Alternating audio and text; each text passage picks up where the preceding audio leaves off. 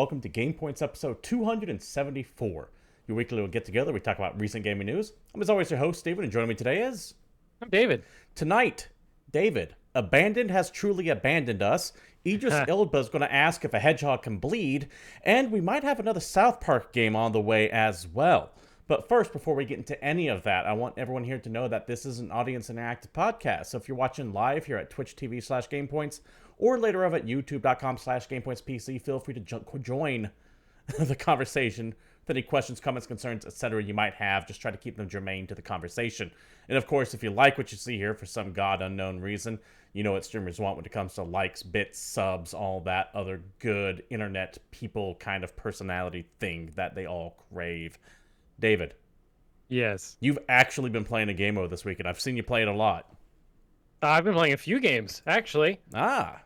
Yeah, I'm still chugging through the Ascent. Digging that game still. Hasn't foiled me. I also, we talked about it a few weeks ago, that mini Motorways game that came out. Turns out it was only $10, so I totally picked that up. It's it's like that mini Metro game, but if you haven't heard of that, that's not going to help you either. No. But it's basically just like a traffic management game with a very kind of cutesy, simple art style. And I don't know, it's really addictive. I'm just burning hours playing this stupid game. All right. When I'm not doing other stuff. But yeah, I've also been playing Tribes of Midgard. That's the one I wanted to ask you about. Yep, How is yep. that? Because that seems to have really hit the PC scene hard. Yeah, it's very fun. Now, I've seen a lot of comparisons between that game and Valheim, and they are not even remotely similar, besides the fact that there's, Vikings in it. That's really where it starts and ends. This is a tower defense roguelike. That's like co-op to 10 people, right? Yeah, co-op up to 10 people. So it does have some vaguely survival elements, and that yes, you do, knock down trees and get rocks and craft gear. You level up, but at its core, you've got a piece of the tree of Yggdrasil in the center of your town, and you're trying to keep that thing alive, and that is your goal. Okay. And every night, things come to try and kill it, and you have to keep it alive. All right. Now, is this a game that needs other people to play to actually beat? No, it's got a single player or a completely solo mode. Okay. Is it separate from the multiplayer mode, though?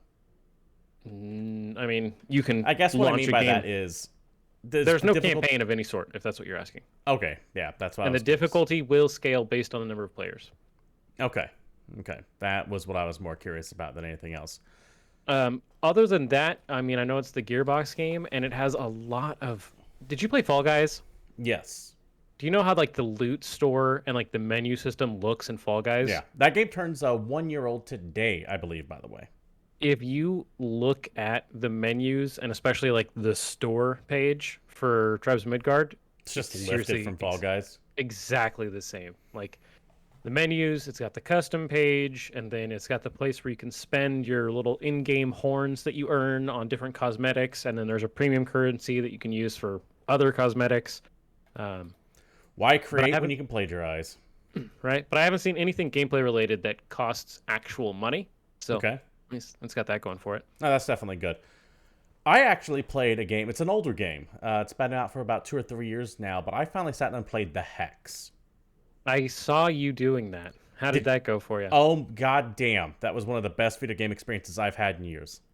Wow. So, for those who don't know what The Hex is, it's from the same guy that made Pony Island. Do you know what Pony Island is? Nope. Okay. All right. Fair enough. Its name is deceptive, and we'll just leave it at that. But the basic setup to The Hex is, if I were to sum up what the game has in this little paragraph, in a lone, forgotten inn in a far corner of the video game universe, 6 video game characters get together, and there will be a murder. All right. So it's the story of like the long forgotten mascot who looks like a Sonic the Hedgehog knockoff, your Space Marine archetype, the guy who's in a fighting game, and they're in this inn. And that's all I'm going to tell you about it. All right. I highly recommend you take a look at it. It's taking about 4 to 6 hours to beat, and don't look up anything on it. Just go in blind. All right. I would also So recommend doing the kind same. of like, Good. to me, that's what's the game? Oberdin is the similar kind of. You should just play Yes, that game and not look up anything on it. I mean, the tone is different, but it falls in that same category of the more I tell you about it, the less impactful it's going to be. Yeah, that makes sense. I would also recommend doing the same about Pony Island, too. And the main reason why I went back to I shouldn't say back, the main reason why I finally sat and played the Hex is because the guy who made both these games has another game coming out soon called Inscription. All right. And I am like 100% on board to play that now. God damn, the Hex was so good. At the very least, just go back and watch the 2 VODs I did on it. I played through it in like one day and just watch that. It is really... It fucks with you, man. It really fucks with you. David? Yes. Okay. I hate to do this to you, Steve. Okay. I actually need to get up for a second, and I'll be right back. If you can hold. Talk about something else. I actually think that there's the third story on here that you could probably handle, and then I'll be back for the good stuff. All right. Well, I'll go ahead and go down to the third story here real quick, and that is going to be a small little murder of Activision Blizzard news. We had some things come out. Nothing on this section that's really worth talking about on its own, but just a couple things I wanted to mention real quick. First up, Modern Warfare 3 Remastered does not exist. At least that's what Activision says, according to Charlie Intel. This is from the website of Charlie Intel itself. Rumors started after Modern Warfare 2's Campaign Remastered was released in 2020 as a standalone release of Modern Warfare 2019 and Warzone, that Modern Warfare 3 Remastered would be coming before the end of the year. Some people across various social channels were claiming that Modern Warfare 3 Remastered in the campaign form was in development and planned for release similar to that of Modern Warfare 2 Campaign Remastered. However, an Activision spokesperson categorically denied this being the case, saying, quote, "A remaster of Modern Warfare 3 campaign and multiplayer does not exist. Any reports otherwise are incorrect," end quote. Now, normally we wouldn't even bother devoting a news story to this. However, it is so rare when we have a publisher just say, no, that's not true. That I wanted to bring it up, because usually when they come out and just definitively go, no, that means that it either never existed, or if it had plans to come out one time, it has long since been canceled. So for those of you looking for Modern Warfare 3, I would say that you probably should not be hoping for a remaster of this anytime soon. It seems like this is over and done with as far as that rumor goes. Also, while on the Activision Blizzard news, we have Diablo 2 Remastered entering its beta soon.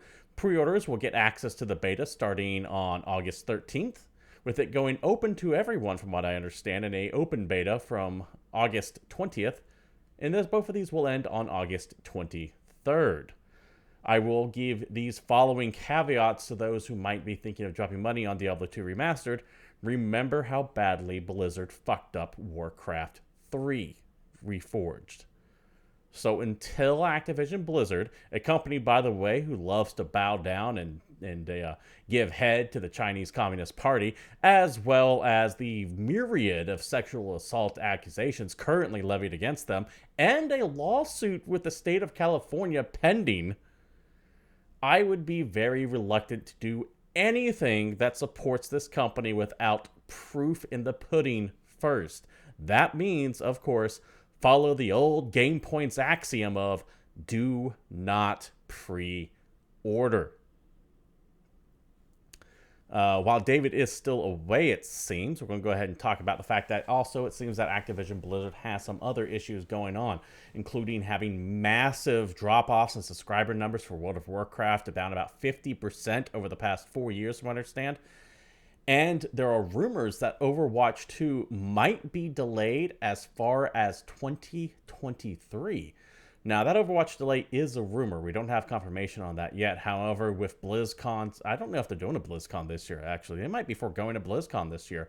Something I should actually take a look into, because that would be normally around the corner. It'd be very interesting to see how they handle the ongoing accusations and other myriad of problems that Activision Blizzard is currently experiencing. Beyond all of that, however, is also the fact that I'm running out of things to talk about while David is gone. And that is a problem. He is currently just still away, and I don't know what's up. They're There fine. he is. Don't worry about it. Activision Blizzard is doing Activision Blizzard things. Those guys are still probably assholes. Is everything okay there? Did I catch up? Am I good? Yeah, yeah. Is everything all right there? Like, I felt like I did a decently solid job of just babbling to myself, but I wasn't. No. I was expecting like a 2-minute break, and it just kept going on and on. My bad. No problem. No problem.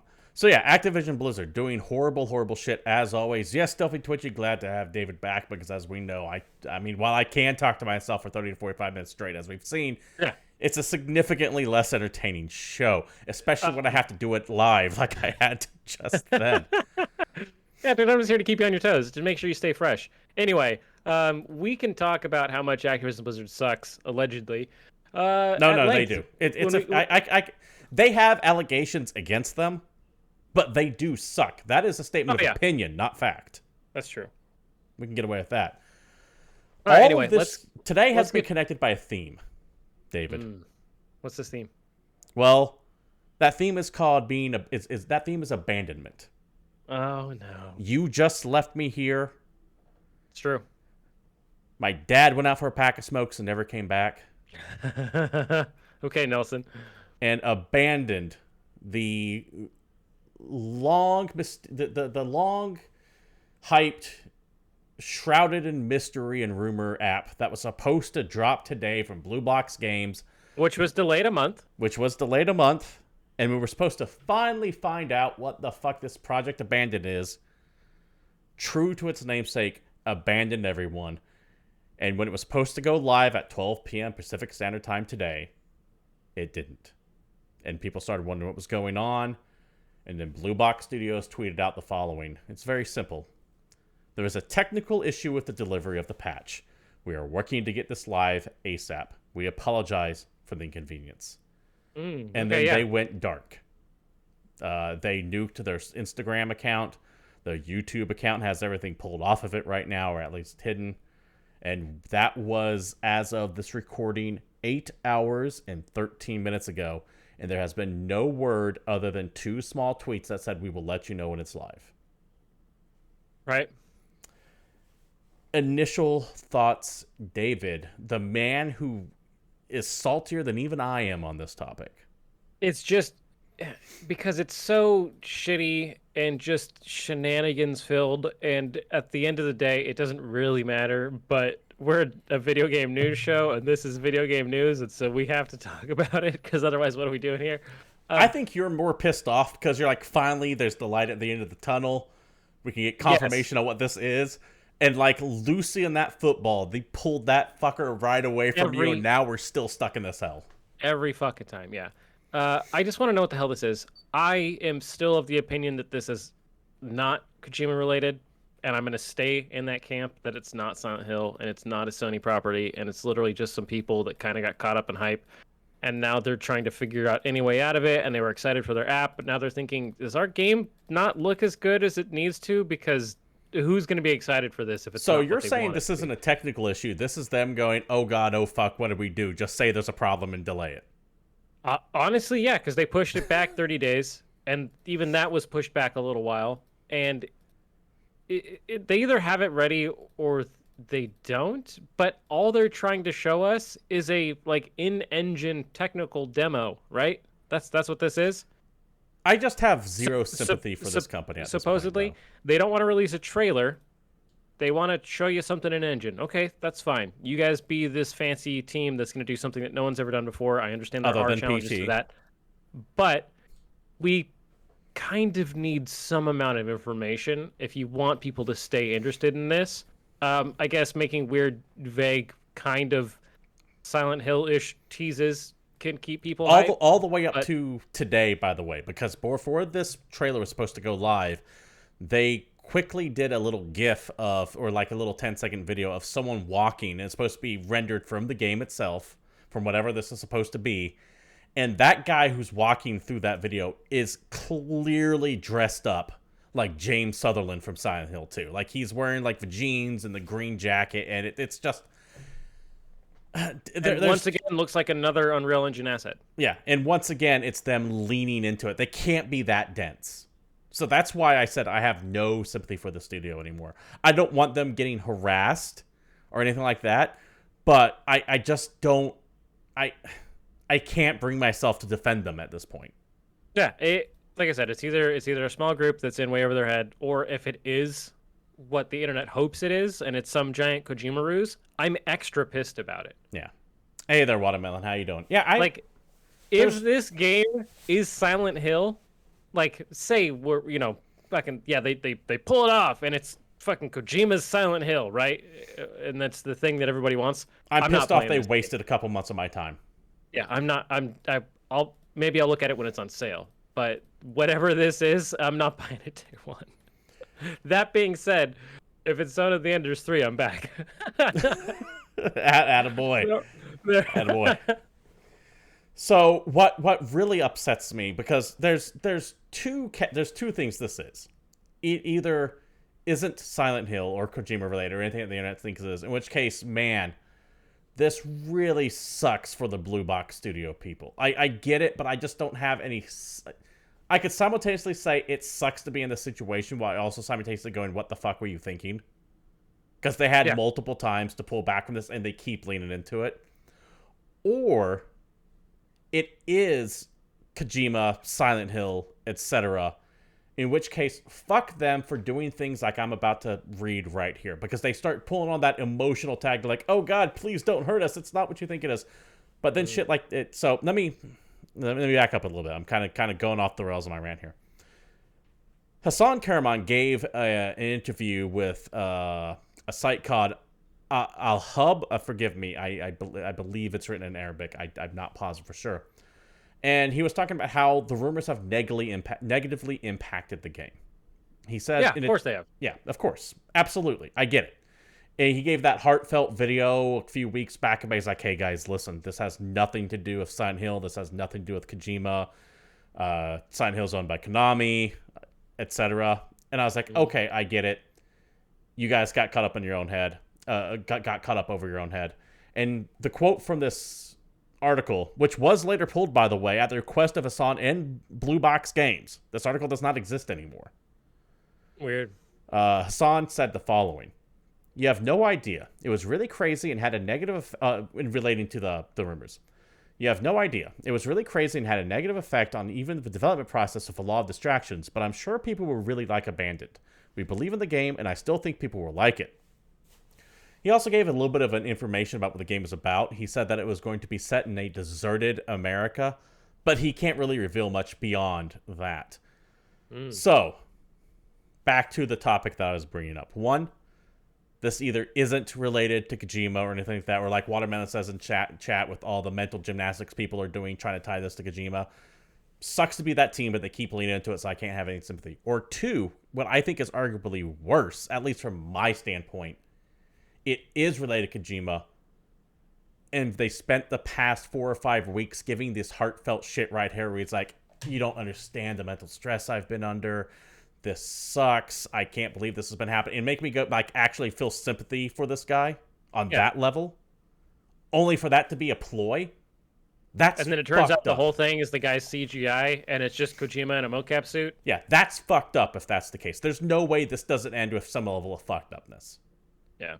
Because, I remember watching that video of Hassan Karaman, and he looks like he's about to cry, in my opinion, talking about, oh, God, this has nothing to do with this. Please just understand. I hope you guys like the game. And I was like, man, that looks sincere. I feel so bad for this game, or this guy and this team. And then they kept leaning into it. Like, no matter what happens, I just have zero sympathy for the studio at this point. I don't want them harassed. They shouldn't be getting death threats. Agreed. Yes, please don't be assholes on the internet. I know it's really easy, but just don't do it.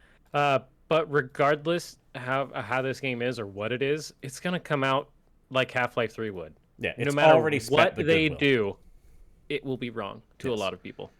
And that's a good way of saying it, is comparing it to our Half-Life 3 debate about how they'll never make it. At this point, we don't want it to come out because no matter what it is, it won't be what everyone expects it to be. Unless the only way they can release Half-Life 3...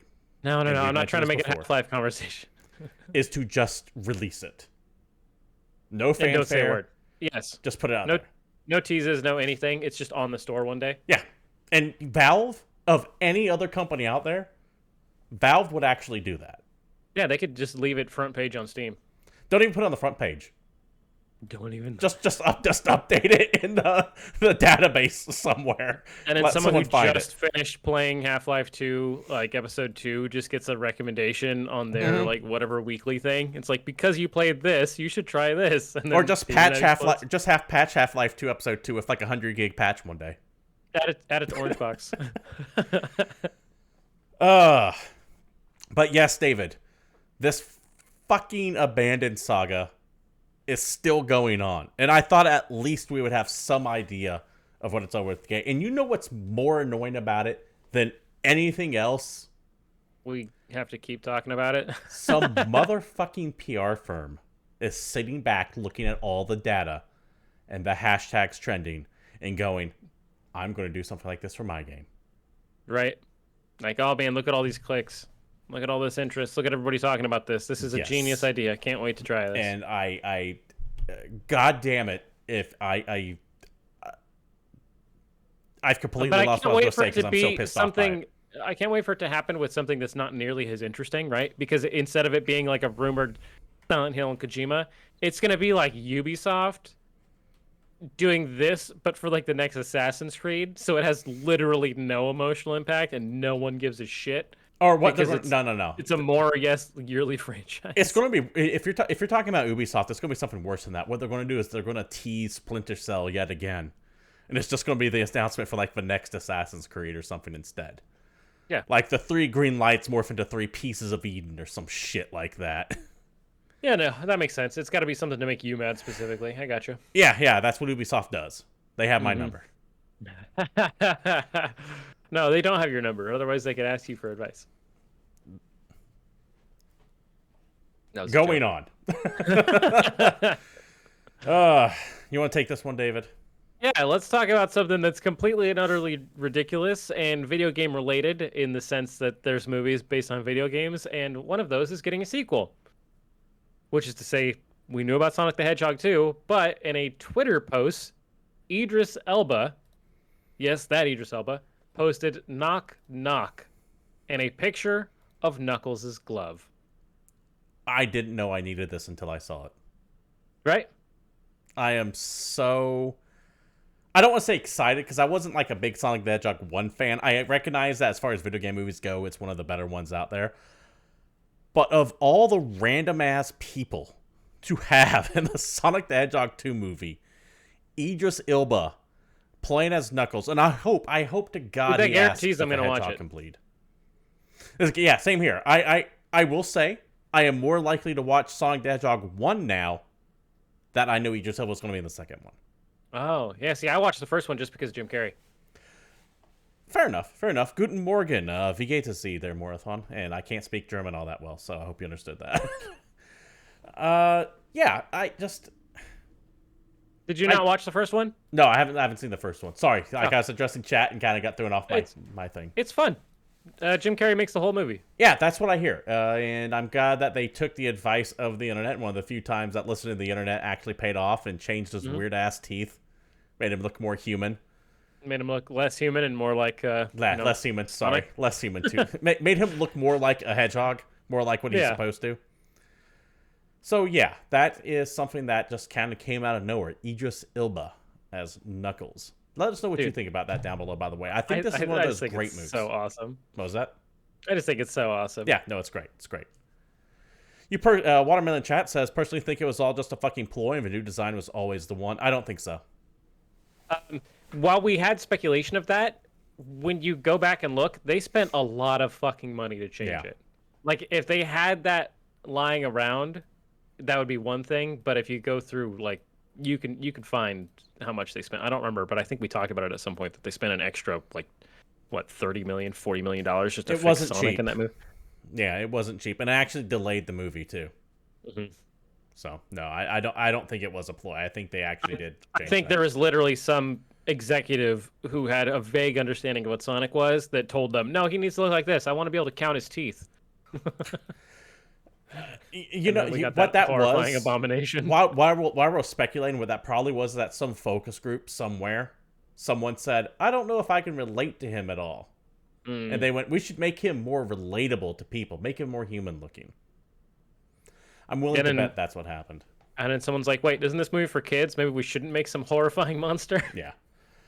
David, you want to take the next story as well? Yeah, because I know you want to talk about the next one. Mm-hmm. Okay, so in a story from Eurogamer, Sony has completed its $1 billion Crunchyroll buyout. First of all, that seems way too expensive for Crunchyroll. I think you have no idea how much money anime makes. I know, I don't, but I don't think it's $1 billion. Sony's acquisition of anime streaming service Crunchyroll is now complete, with the final price set at $1.175 billion.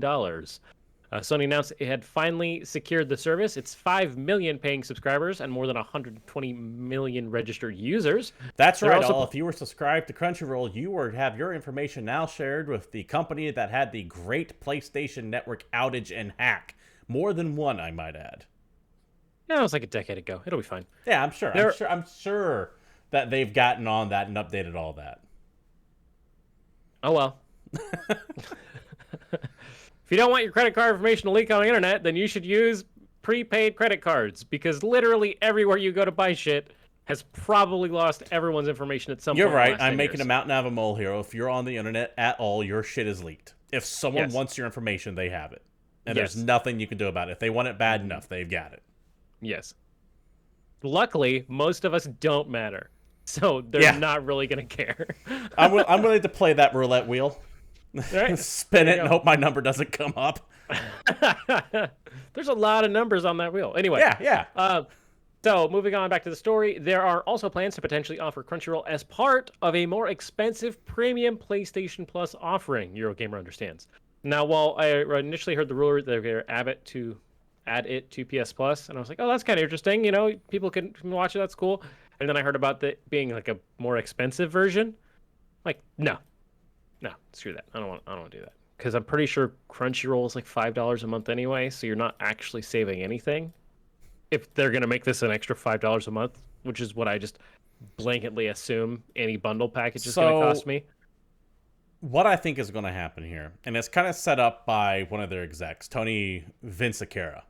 He said the following: with the addition of Crunchyroll, we have an unprecedented opportunity to serve anime fans like never before and deliver the anime experience across any platform they choose. From theatrical events, home entertainment, games, streaming, linear TV, everywhere, and every way fans want to experience their anime. Our goal is to create a unified anime subscription experience as soon as possible. It's that last bit right there, because as we've talked about before, David, the game side of Sony and the TV side of Sony are starting to talk to each other more and more. They're actually acting like one company again, rather than two separate companies.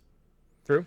What I think this is going to be part of, I think this is just pure speculation, is that Sony is going to go the route of so many other things with Disney Plus, Hulu Plus, HBO Max, Showtime Go, or HBO Go, Showtime Max, or whatever they are, and create their own streaming network where it's all Sony Pictures TV, all Sony Pictures Movie. You'll get their equivalent of Spotify, because Sony Pictures Music, Sony Music is a thing.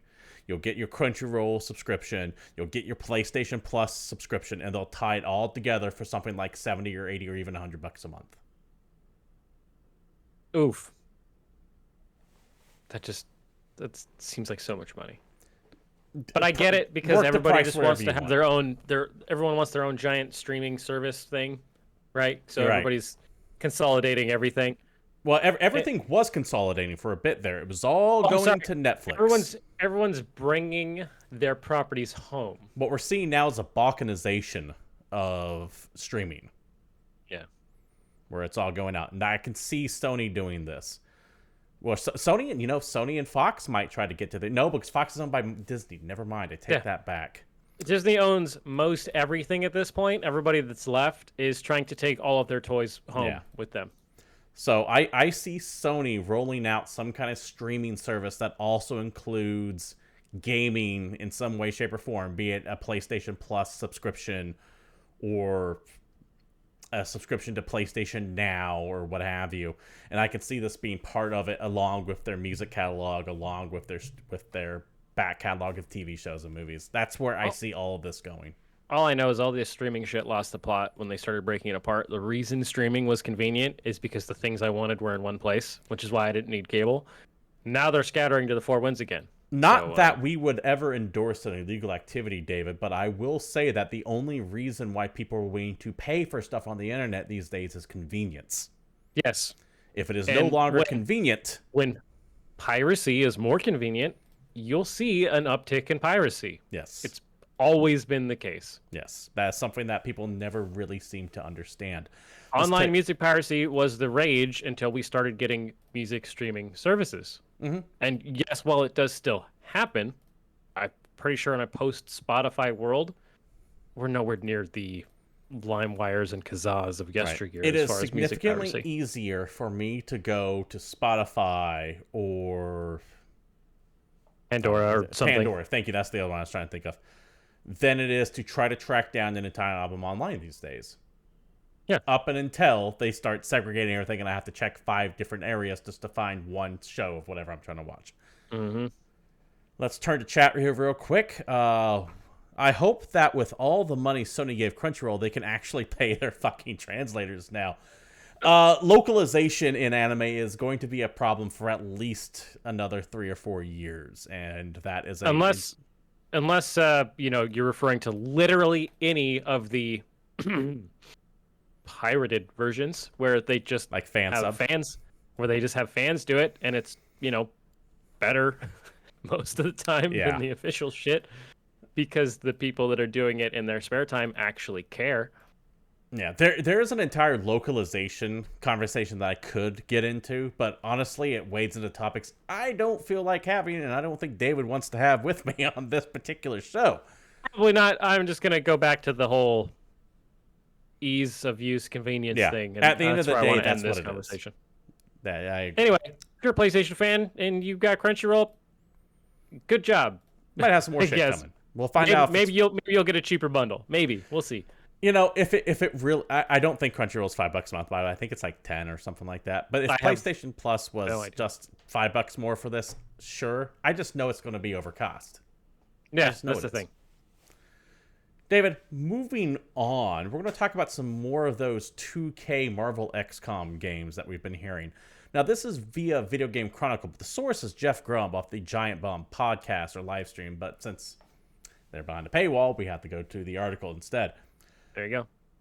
An unannounced Marvel title reportedly in development at XCOM Studio for Access will not include existing Marvel characters, instead allow players to create their own. At least that's according to new details shown by journalist Jeff Grubb during a Giant Bomb live stream, in which he suggests the title could potentially be announced during Gamescom this month.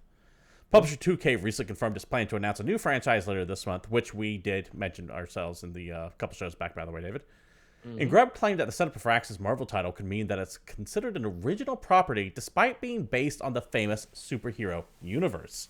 And a quote from Grubb: "The reason that might be still considered a new property, even though it's a Marvel thing, is that this is not going to pick up any existing franchise in the Marvel Cinematic Universe. It's not even going to be an existing character. So it's not going to have any existing MCU characters, but it should be taken in place of a wider universe." He also added that the game is going to focus on the supernatural elements of the Marvel Universe. I don't know if that necessarily means like Blade, but I do think there'll be vampires in it. I don't know if that means mystical Marvel characters, but I think you see some enemies of that type that you're fighting.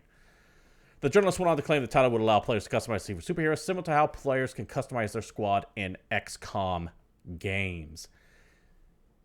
So, David, do you think that the finagling of what they would do with a Marvel game here by having it not really tie into any existing Marvel franchise out there, as well as just using the skin for the most part? I had something more extravagant in my vocabulary and this never came to my mind. Just using the Marvel skin but without any established characters, do you think that is enough to separate it out to be considered its own IP? IP law notwithstanding, if it's still based I'm in just universe, talking based on your fandom. It's not. If I were to create a new superhero, let's call him Lantern Man. Let's go that way. If there's a brand new comic book that comes out, right, and it's a character that did not exist, then yes, that is a new IP. So if this has characters that previously did not exist and they exist solely for this work, then yes, they could be new IPs. The challenge will be in the fact that it's creator player-created characters, so there won't be one universal theme. So it's kind of a muddy because there won't be an IP, right? There's no, unless they're making a team, I just and the find team it, is a ridiculous number of people that all look completely different. I just find this so weird that you'd be making a Marvel game without a single Dude, Marvel character in all it. this being said, I am so much more excited for this game with this announcement than I was prior to it. Oh, really? Why is that? Yeah, legitimately, this sounds flippin' awesome to me because I played that DC superhero MMO for a little while where you get to make your own superhero and you go on quests and like Batman tells you to do this shit and Wonder Woman tells you to do this. And I thought that was awesome. Make your own superhero game? I'm all in. This is just doing that, but in the Marvel universe. And so there's tons of cool shit you can do because your character that you create can do things that their characters cannot do. Yeah, you can get around because you can't show, like, for example, Wolverine getting killed. Well, Yeah. maybe Wolverine's a bad example, but you know what I mean. But your player created character can get into stuff that a Marvel character would not normally get into. Yeah. Like you can get into all kinds of weird supernatural stuff and get into nitty gritty and it will all be fine because you're not treading over any established canon. So And I know there's like what if universes and a million other little things, but by and large we live in a post Marvel Cinematic Universe world. And that's kind of the go-to. Everybody's going to talk about how this does and doesn't work. So I'm into it. I think the it sounds more I hear about this game, the more I'm convinced that what I was told a few years back about what was possibly XCOM 3 has just been folded into this game's development. Because one of the things that I was told was that they were supposed to lean a little bit more into like the horror side of things, but don't think like Dead Space horror. Think more like classic monsters, like Dread, more Dread than actual gore. And more, if they're more going Dark like Pictures universe or whatever the hell they called that and if thing they're going to that go didn't work. like with the supernatural angle with like ghosts and vampires, then that would kind of align with what I was told. So that makes me sad for the future of XCOM 3, fortunately, because it makes you sad, but it makes me excited. So what are you gonna do? That said, they could still be making it because Firaxis, from what I hear, is actually working on 2 separate games along these lines. But that is, once again, based on information at this point, going on 2.5 years old now. Yeah. Shit changes more than people might realize. Let us know what you think about this XCOM Marvel mashup game, by the way. I'm still shocked. Am I the only one that thinks this is really cool? Is that just me? I am passively interested in it, but I'm also tainted by the fact that I just want XCOM 3 at this point. Yeah. It's like when... To me, though, this is the most interesting like XCOM style spin-off thing that I can think of. Mm-hmm. No, for sure. This sounds super fun. It's one of those things where like when the Marvel's Avengers game was announced, before we all knew what train wreck that was going to be, and some people seemed into it, but I was immediately just pissed off by it because the team working on that, by the fact that they are working on Marvel's Avengers, means they're not making Deus Ex 3. Oh yeah, It's that kind of feeling where I'm like, shit. But I'm definitely into it. Let's see. Stealthy Twitch in chat says no interest. Watermelon says sound interesting though. I'm not a big fan of Marvel, so I don't care that much. Morthan says I'm kind of glad to be here right now. So awesome. I will say, I just want to make a team of superheroes and then watch them die. I Sending will them say into battle woefully unprepared. that could be interesting. I want to know if this gets an M too. I'd be curious if this gets an M rating or not. Actually, that is kind of key on keeping my interest. If this comes out with like an E or a T, then I probably won't play. Marvel's not afraid to dip into the M rating. I mean, look at the success of Deadpool recently. So they commit. I don't know if I endorse that. But... Chat saying committing war crimes as superheroes do be sounding fun though. Listen, if there's anything that I love to do in video games more, it's commit war crimes. I mean, there's not too much more I enjoy than that. I mean, I'm a Hearts of Iron player, for God's sakes. Oh boy. But I don't know if I want it on like a small scale tactical thing, because honestly, to give a definition of war crime, you need a higher body count than those XCOM maps can provide. Yeah, but you're playing as superheroes. Yeah, but they're still only going to have like 20 or 30 people on there. When I hear a war crime statistic, I think in the tens of thousands. Well, your problem, David, is that you lack imagination and a certain aspect of cruelty that is needed to truly appreciate committing war crimes. Yeah, that's because I have empathy. Yeah, see, that's holding you back. Oh, this conversation can go real bad real quick, so let's go ahead and move on to the next topic. Yeah, let's talk about this crazy, crazy news. This story is from Bloomberg, but South Park creators, among many other things, state a new video game is coming. So, Matt Stone and Trey Parker have signed a new deal with Viacom CBS that will pay them more than $900 million over the next 6 years. One of the richest deals in TV history. You know, when it comes to South Park, that still feels undervalued to me. Like if Sony bought Crunchyroll for $1 billion, I feel like South Park is bigger than Crunchyroll. I don't know how much did that Demon Slayer movie I will admit I have no goddamn clue. Yeah. It Anyway, just sounds low. It's a shit ton of money, but sounds low to me. Yeah, so Trey and Matt will use the money to make new episodes of South Park for Viacom's Comedy Central network and to create several spin-off movies for the company's Paramount Plus streaming service. So lots more South Park coming in the pipeline. In addition to the movies for Paramount Plus, Parker and Stone are going to use that money to invest in a wide range of creative endeavors, including a documentary series, a weed company, because of course, and a 3D video game that is set in the world of South Park. And since those games have been pretty damn solid, there we go. Couple things to know. One, we have had the two recent South Park RPGs were amazing. The Stick of Truth and the Fractured Butthole. Mm-hmm. God damn, those were great. I loved them. I'm considering playing through them again. They were really solid. But before then was another series of South Park games. You might remember them from the old Nintendo 64 days. Hell yeah, dude! I played the shit out of the South Park game on N64. I am sorry, because that game fucking sucked. Yeah, in my defense, I was 11. So, at first, I heard this news and got really excited because I was like, all right, Stick of Truth 3 or whatever the hell they're going to call it. And then I said a 3D video game? Yeah, then I saw it was a 3D video game. And now I'm really, really worried because we've had 3D South Park video games before, and they're not good. Well, so I am very, very concerned about them leaving what works already. I'm more interested in the fact that these guys are still going to be making South Park into their 50s.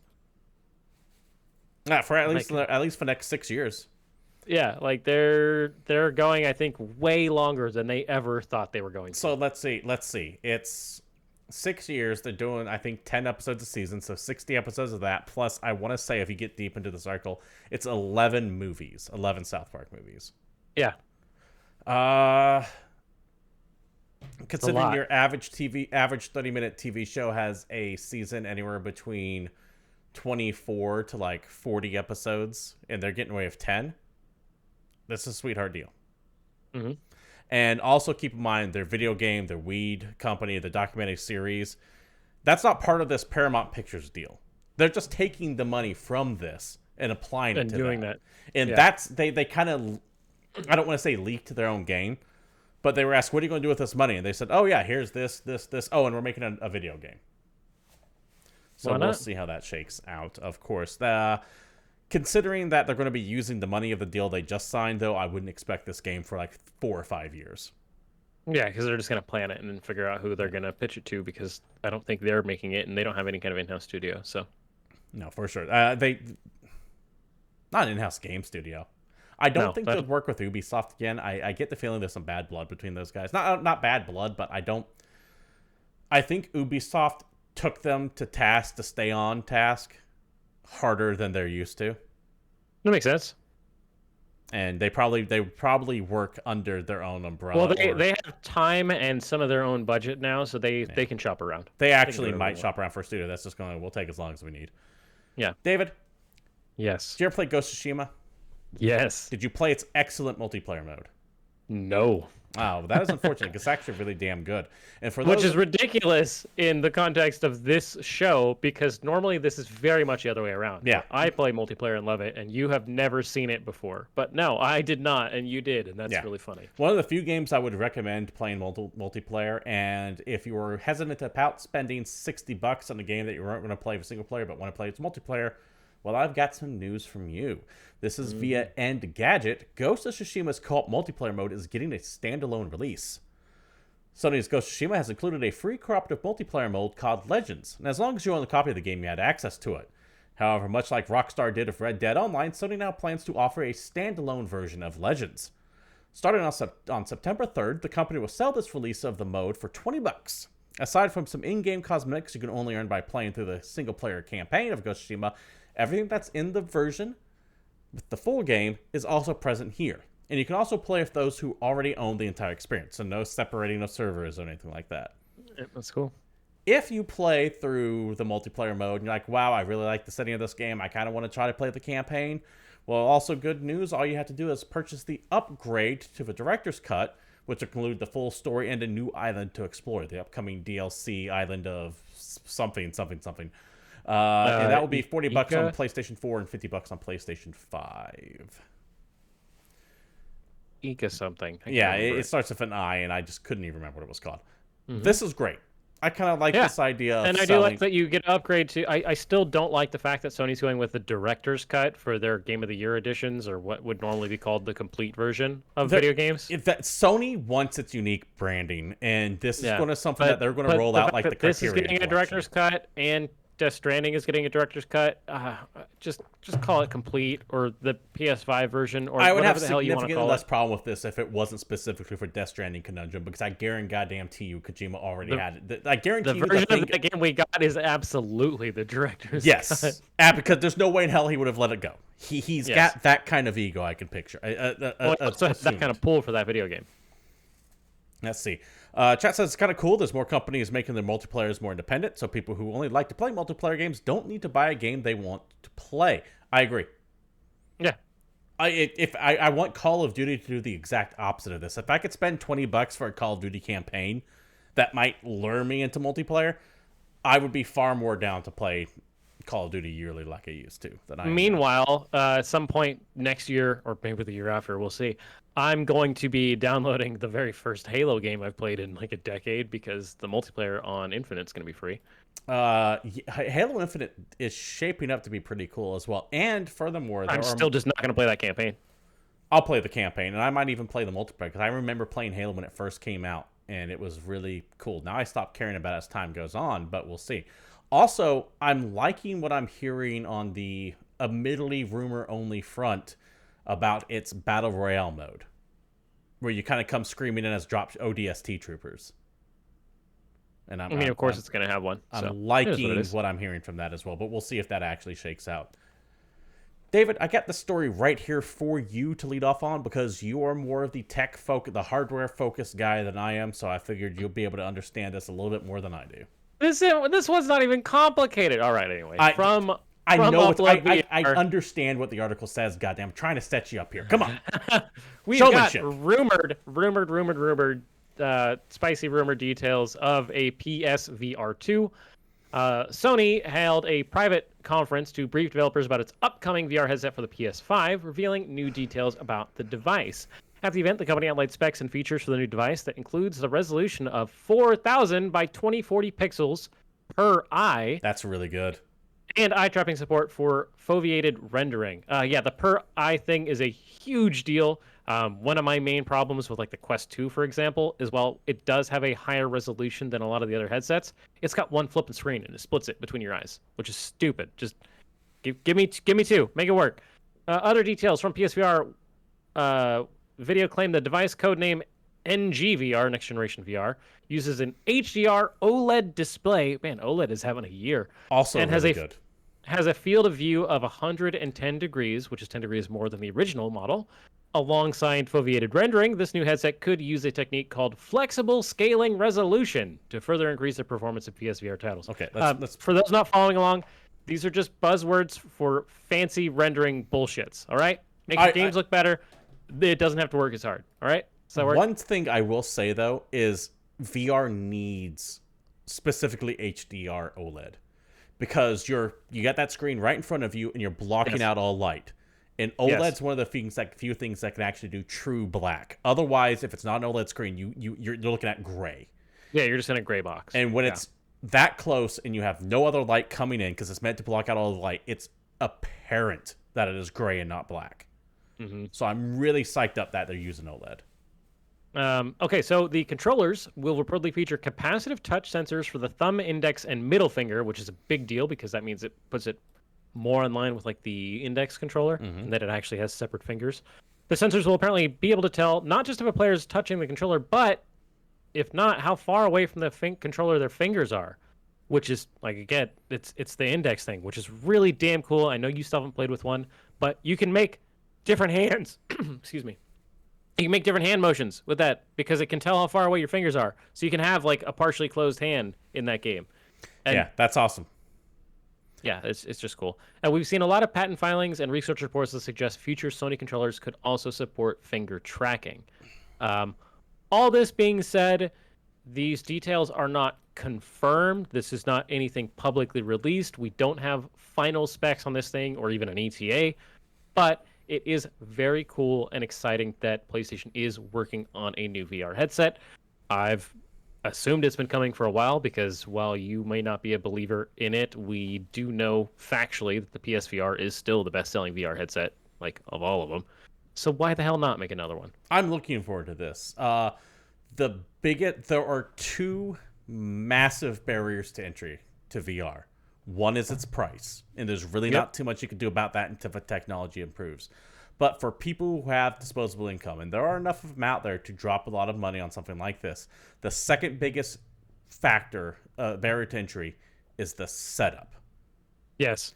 And from what I'm hearing on other rumors that weren't the past rumors, Sony is shooting for this thing to be connected by only one wire. Like you plug it in like you're charging up a controller. Yeah, which is awesome. You don't need to put little boxes all around the room. Probably just gonna have a camera up front, like you don't even need a camera from what I'm hearing on this. Ooh, I don't know how they're doing it, but from what I understand, you won't need a camera for this. And it eliminates another barrier, which is instead of needing a $3,000 computer to run any of the other VR headsets at anything near a good resolution and frame rate, you just need a PlayStation 5. Yeah. Which, while still impossible, is way cheaper than a high-end computer is. True.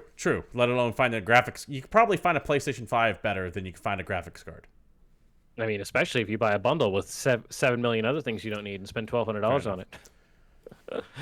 Does this interest you at all, David? I know that you've played the Valve Index, that you love that thing. But if you had a chance to, you don't have a PlayStation 5. Let's say you have a PlayStation 5. That's a completely moot point. Like, I don't have a PS5. They could release this thing tomorrow. I ain't buying one because I can't use it. I suddenly realized I keep adding more and more caveats on to see if you're into this, and eventually just gotta go. He doesn't hypothetically, if you had a PlayStation 5, and hypothetically, if you had disposable income, would you get a PSVR 2 if it hypothetically had any video games that you would like to play on it? Yeah, yes, I suddenly Steven, started where I was going with that. If all of those things lined up, I would like to play a VR headset. I do want this. I have all those things, and I probably will get this one because I love the PlayStation VR. It's just a bitch and a half to hook up. I hate hooking that goddamn thing up. Made even more complex now that I have taken out my PlayStation 4 to move into where my PlayStation 5 is, and to get that to work, I need this adapter cable to hook my camera to PlayStation 5, which Sony keeps assuring me they've sent me, but it has never come. And this is now going on for a year of correspondence with them. So, yeah, that's a problem. So I'm excited to hear that this will be having the actual hand tracking, which I think is huge to the VR experience, and will actually get away with a lot of the extra bits that go into hooking this damn thing up. Yep. I'm just hoping it comes out at a decent price point and that it's competitive. And, screw it, sell it at a loss. I'd expect between $500 and $600 for this. One thing that Sony needs to do. Fucking need to do this, all right? I don't know if you've been paying attention, but PS Plus kind of sucks, especially when you compare it to things like Game Pass or, Games with Gold or whatever the hell you get over at Xbox, in that the quality of titles ever since they pulled out some of the older gens, you just don't get as many games. They absolutely should start adding PSVR titles to the monthly PS Plus games, because they have before in the past. They've done it a couple of times, but I'm saying they need to be a lot more aggressive with it, because if you just start building a backlog of PSVR games that you're redeeming every month that you can't necessarily play, but they're sitting there on your PlayStation, ready for the day, and you see one of these things on sale somewhere, how much more likely would you be to scoop one up if you knew that you had 8 to 10 games that you've been kind of wanting to play sitting on your console back at home? So here's the problem with that. It's a bit of a PR problem. The Xbox Game Pass thing is cool with the games that they have cranking out for and everything like that. And they tend to crank out more stuff and better stuff often than what the PlayStation Plus offers monthly. However, the PlayStation Plus did roll out with that PlayStation Plus collection for people who have a PlayStation 5. And the games in that collection, which admittedly have not been updated since it first came out, they have had these games on here, but they are bangers of games. And I would say that there is more in that PlayStation Plus collection. There's more quality in those 20 or so games than in a good chunk of the Xbox Game Pass library. I mean, sure, I guess if you're just trying to make the argument on why PlayStation Plus is better than Xbox, I guess that's the conversation we're having. If you're but going I don't in... care about that. I'm trying to get them to sell me a PSVR. Okay. And if What I had I a heard... backlog of VR games sitting in my library, I would be more inclined to get one. What I heard was that the PlayStation Plus is really lagging behind Games Pass. And if you take like an individual slice per month, I absolutely agree. Yeah, but I was just using that as a comparison. That's not necessarily okay. Hey guys, there's two different servers. I get that, but that's not the argument I'm having. I just want VR games to be on the service. I see the point you're making now. All right. I just want to make sure we're on the same page. But I will say on a month per month basis, like if you just take like the month of June, the month of July, the month of April, Games Pass just beats the holy out of PlayStation Plus. They just do. Yeah. Absolutely. Yeah, for sure. David, I got one more news story before we go into delays and upcoming events and then eventually new releases. And this is I think it's more like eight or nine news stories. We're going to run these real quick, though. Yeah. This is one of those things that we both kind of are starting to get real worried about. And Sean Layden, you remember Sean Layden? Yes. What's a PlayStation Now CEO of, I think, Iron Galaxy Games, came out and said that this specifically is the death of creativity in the industry. And that thing is consolidation. Yes. And there are a couple of big culprits behind it. Microsoft recently with their big moves. Tencent gobbling up everyone out there. And if it's not Microsoft or Tencent buying someone, you know it's Embracer.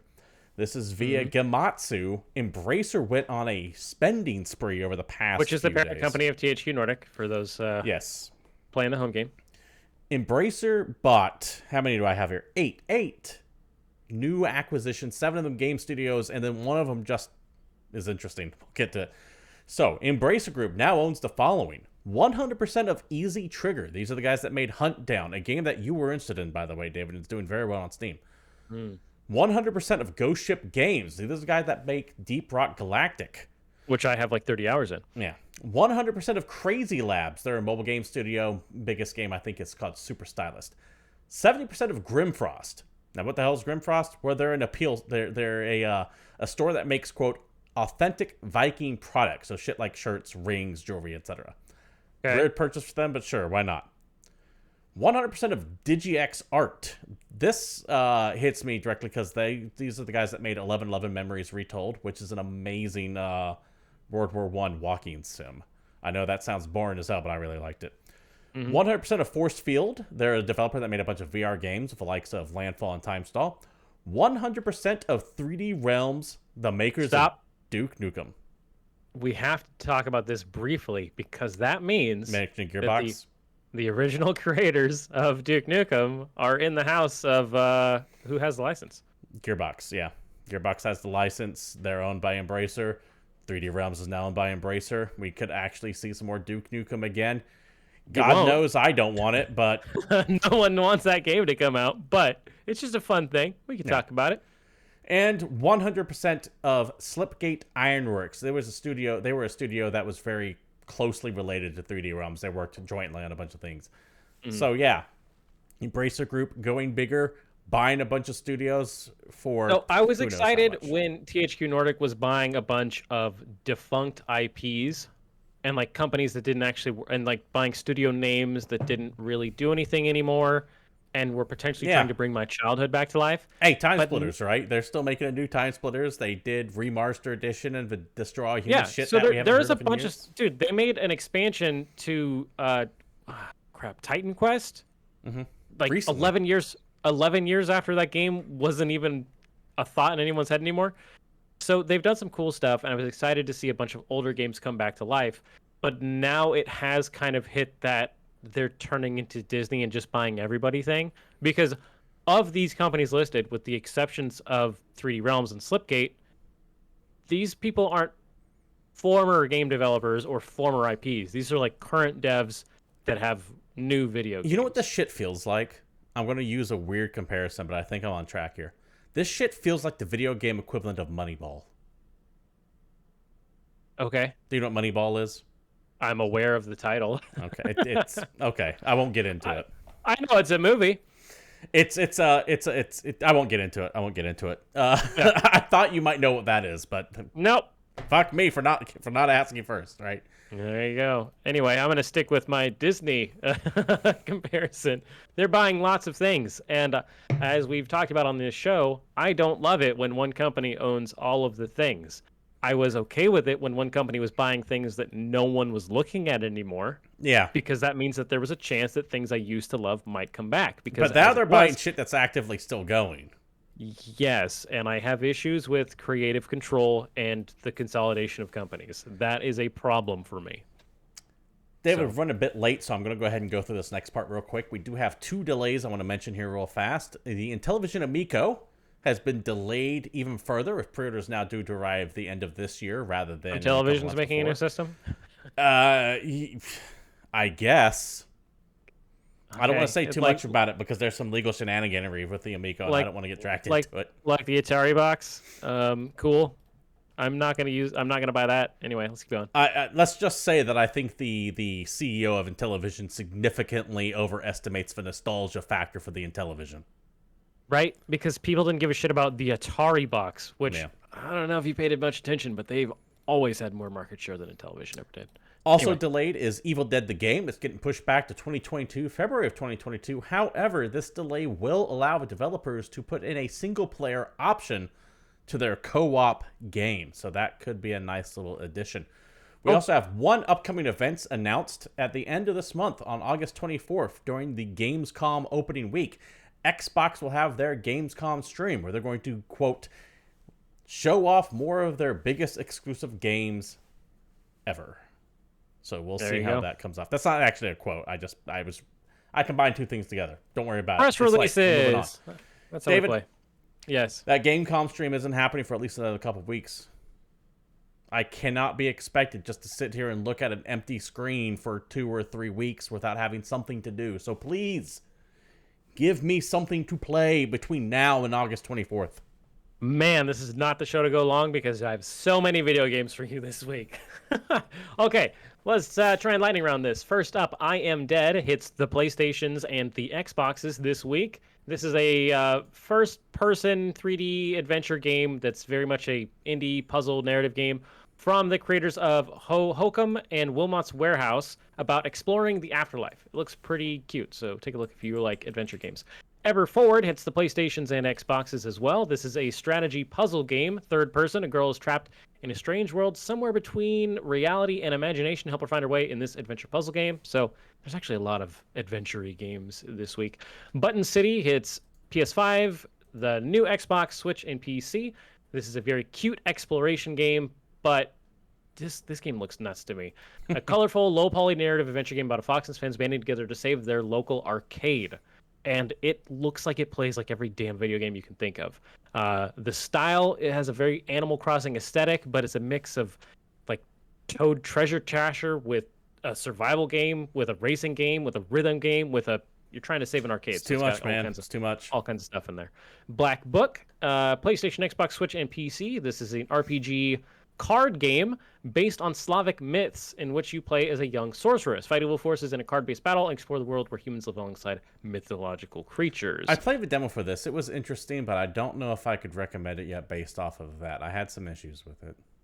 We've got 2 sim games coming out, both Lawn Mowing Simulator, exactly what you think it is. It's Xboxes and PC, and Car Mechanic Simulator 2021, which is a sequel to an existing franchise, which is, Car Mechanic Simulator.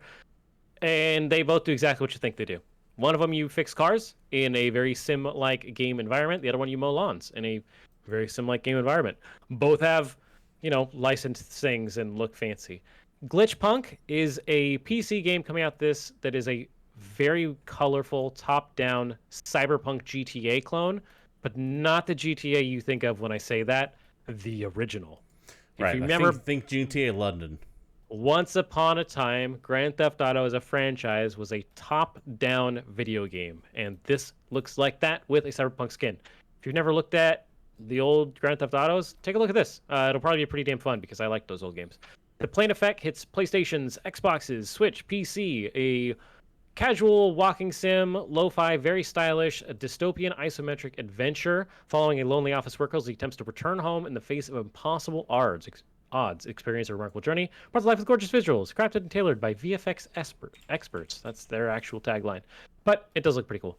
Faraday Protocol, PlayStation, Xbox, Switch, PC, puzzle exploration, first person, kind of that retro sci-fi vibe.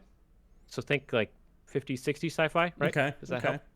Yeah. Endothermic organic hydration complete. Coordinates reached. As you deploy from your spaceship, you find yourself in a mysterious place. Your name is Rag Zikun from planet Kunor. Your motto: explore, exploit, expose.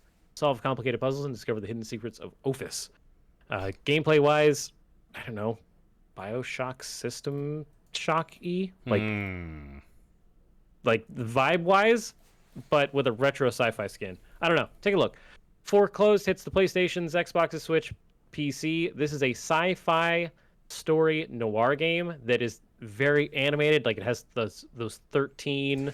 13's like the game that I thought of when I saw this too. Yeah, or far more recent, like a Void Bastards vibe. Yeah. Narrative-driven action-adventure set in a cyberpunk world. More cyberpunk. This is kind of the month for it, I guess. And this game looks super cool. Kind of has a comic book vibe as well. Take a look. One day we'll have a good cyberpunk game. We just did. It's called The Ascent. Tetragon, PS4, Xbox One, Switch, PC is a puzzle platformer 2D side-scrolling game. A vast, mysterious universe of unique puzzles, magical mazes, and challenges. Yep. It's 2D side-scroller. Let's keep going. Art of Rally. The Xboxes, Switch. It is on Game Pass. This has been out on PC for a little while. This is a racing game in a kind of isometric view that's set in the golden era of rally racing, like 60s to Group B. It's made from the same people that made Absolute Drift. If you liked that game, you'll love this game. I've played this game a lot. I think it's super awesome. Take a look if you like super chilled, styled racing games. The Amazing American Circus hits PlayStation, Xbox, Switch, and PC. This one's kind of interesting. It's a card game crafting RPG where it's got deck building elements, but you're trying to entertain an audience as the conductor of a circus, more or less. Gather weird and wonderful performers, amaze audiences, explore Gilded Age America, and transform your rundown circus into an entertainment empire. Paw Patrol the movie. I had a feeling you're going to skip. I had a feeling you're going to switch these around. Adventure City Calls hits PlayStation, Xbox, Switch, and PC. This is an action adventure. It's a kid platformer. It's a game for kids. If you've never heard of Paw Patrol, you probably don't have any kids. So there you go.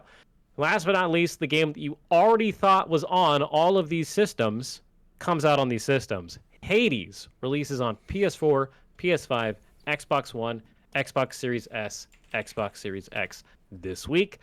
This is probably the greatest video game that any of the new consoles is getting this year. All right. Hades is fucking incredible. I love that game to death. I've 100%ed it. Just if you have no idea what Hades is, look it up. It's so damn good. It's a roguelike. If you don't like roguelikes, play it anyway. Fuck, I love that game. Everybody just great. Play Hades. Ignore all other things. If it didn't come out last year, I would say that's potential like our game pick of the year this year. But it came out last year, so it is invalidated. As it is, I've probably played it more this year than anything else. I don't want to quite make that claim, but I definitely played it more than a lot of things. This has been a very, very thin year for releases. With good reason. Yes, but we have new systems out, and not a lot to play on them. Yeah, it's almost like there was something that disrupted the entire global supply of everything that kind of fucked everything until next year. Correct, which gives Hades more time to shine. Yes, agreed. Play Hades. It's damn good. In fact, play everything from Supergiant, except maybe Pyre. But Pyre was still good. It's just not. It's not for everyone. No. Everything else they've made, though, is excellent, and I would recommend wholeheartedly, including Hades. David, that does it for new releases, which means that also does it for the show. This has been an extended Game Points episode 274. Thank you all for showing up. We do stream live here at Twitch TV/GamePoints every Tuesday at 8 p.m. Pacific Standard Time, and you can join in the conversation like so many of you did. Morathon, Watermelon, Stuffy, Twitchy, and to everyone else, Hop and Speed Lurking, thank you very much. If you can't watch us live there, you can also watch us over at youtube.com/GamePointsPC. Links to the show will be provided down at the Discord server. Link provided down below if you want to be part of the greater Game Points community. And where you can also comment and put in your own thoughts and opinions, etc. on what we talked about today. Just try to keep them germane to the conversation. If you liked what you saw here for some god unknown reason and you want to support the stream, you know what streamers like. Follow the notifications, turn on bits, subs, all that good stuff. Then you can follow the show on Twitter at GamePointsPC, myself, Stephen Brown, at CapitalistPig21, and David there at Palshife_Satori. Thank you all for showing up. We'll be back next Tuesday, and hopefully Abandoned will stop abandoning us so I can finally move on with this goddamn never-ending topic. But knowing how things are going, they're going to wait till Wednesday of next week to actually talk about it, in which case, fuck. David, this has been Game Points. Take care. Stay safe. We're out of here.